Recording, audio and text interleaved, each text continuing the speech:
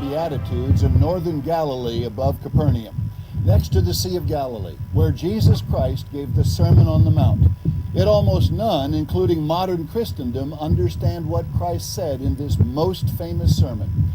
Perhaps the plainest scripture in the Bible about going to heaven is in the Sermon on the Mount, and it does not even mention the word heaven. While most know of this sermon, few know of this most important verse. Jesus said, "Blessed are the meek, for they shall inherit the earth."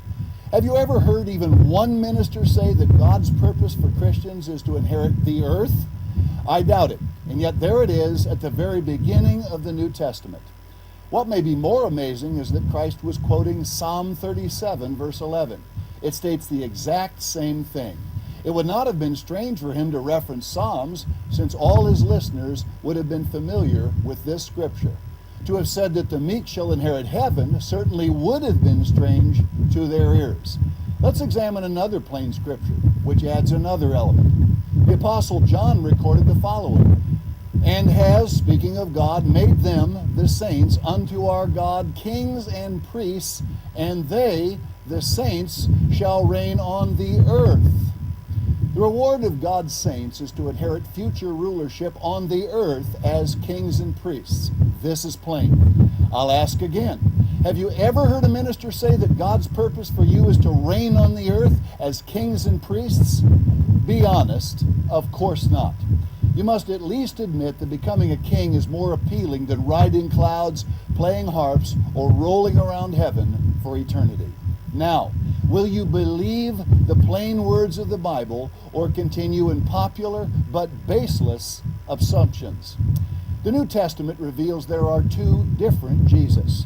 The true one, whose sayings fill the Gospels, and what the Apostle Paul called another Jesus, a false one. Here are examples contrasting the false Jesus with the true Jesus of the Bible.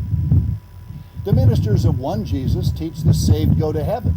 The true Jesus revealed, "No man has ascended into heaven, and again the meek shall inherit the earth." Related to this, the one tells his followers they have an immortal soul, and the wicked go to an ever-burning hell. The other, the true Christ, teaches that people are souls, and the wicked will be destroyed forever in the lake of fire. One Jesus has ministers who speak endlessly of how the law has been done away, nailed to the cross, having been kept for them by Jesus. The other, the true Jesus, taught, "Think not that I am come to destroy the law or the prophets. And if you will enter into life, keep the commandments." After which he listed 5 of the 10 commandments to make clear what he meant. One Jesus teaches that Sunday is the Lord's day. You've all heard it. The other declared this about the 4th commandment: "The Sabbath was made for man, not man for the Sabbath. Therefore the Son of Man is Lord of the Sabbath."